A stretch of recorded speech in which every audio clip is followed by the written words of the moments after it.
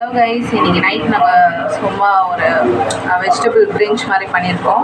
அதுக்கு வந்து 2 ஆனியன், ஒரு கேரட் அண்ட் டொமேட்டோ எடுத்துருக்கோம். அண்ட் மீல் மேக்கர், இஞ்சி பூண்டு அரைக்கும் போது அதுக்கு தேவையான மசாலாவை அதிலே போட்டு ஆட் பண்ணி அரைச்சிருக்கோம். அண்ட் அதுக்கு தேவையான பாஸ்மதி ரைஸை ஒரு ஹாஃப் வேக்காடுக்கு வேக வச்சு எடுத்துருக்கோம். தேவையான அளவுக்கு புதினாவையும் ஆஞ்சி வச்சுக்கோங்க. ஆல்ரெடி கரம் மசாலா அதுக்கு தேவையான அந்த பட்டை லவங்கம் எல்லாம் போட்டு நம்ம அரைச்சனால இப்போ பே லீஃப் மட்டும் தனியாக நான் இதோட சேர்த்துருக்கேன். இப்போ இந்த தேவையான அளவுக்கு கொஞ்சம் லைட்டாக உப்பு போட்டு நல்லா கோல்டன் ப்ரௌன் ஆற வரைக்கும் அதை நல்லா சாட்டே பண்ணுங்கள்.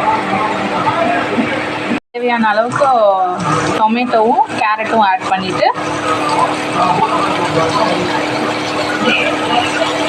இன்னும் நல்லா வதக்கலாம்.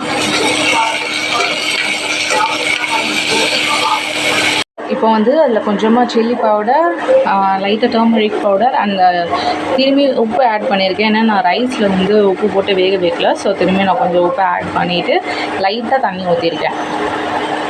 இப்போ வந்து இந்த அரைச்சி விட்ட பேஸ்ட்டு அது வந்து இதுக்குள்ளே போட்டிருக்கேன். அதையுமே நம்ம நல்லா மிக்ஸ் பண்ணிக்கலாம்.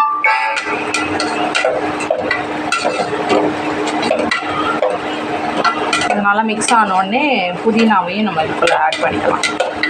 இதில் இப்போ நான் வந்து மீல் மேக்கர் ஆட் பண்ணியிருக்கேன். இப்போ ரைஸ் அடுத்தது ஆட் பண்ண போகிறேன்.